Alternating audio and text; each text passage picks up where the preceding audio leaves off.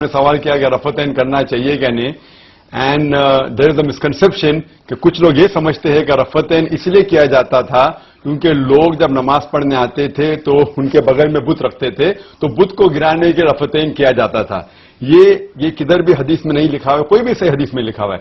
اگر مان لو یہ بات صحیح بھی ہے کہ لوگ بت پکڑ کے لے کے آتے تھے تو اسی لیے رفعتین کرنا چاہیے, تو ہر فرقے کے لوگ جب نماز پڑھتے شروع میں جب اللہ اکبر کرتے ہیں تو ہاتھ تو کان تک اٹھاتے ہی ہے, تو جب ہاتھ کان تک اٹھاتے ہیں when they raise the hand تو بت آٹومیٹک گر جاتے, تو پھر سے رفعتین کرنے کی ضرورت ہی نہیں.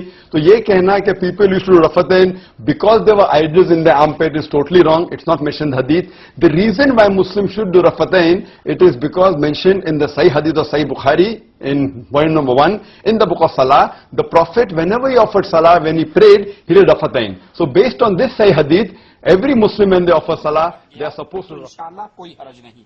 رفعتین چھوڑنے میں جہاں حرج آتا ہے وہ سن لیجئے.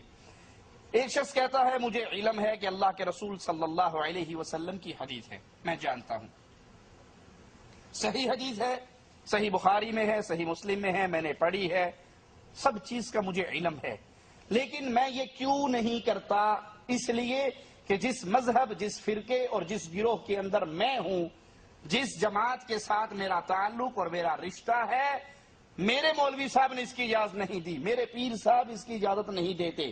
حدیث ٹھیک ہے, قول رسول ٹھیک ہے, اللہ کے نبی صلی اللہ علیہ وسلم کی باتیں ٹھیک ہے, مجھے پتا ہے, لیکن چونکہ چیکے چنانچے چونکہ میں فلا فلا فلا فلا پیر صاحب کے پیچھے جاتا ہوں, فلا فلا فلا فلا حضرت کی بات مانتا ہوں, میں اس سنت پہ عمل نہیں کر سکتا. سنت رسول کا مجھے علم ہے, لیکن چونکہ جس جماعت میں ہوں وہ نہیں کرتے, تو اب یہ آدمی بد عقیدہ ہو چکا ہے, کیونکہ اس نے مقام محمد پر صلی اللہ علیہ وسلم غیر محمد کو بٹھا دیا ہے.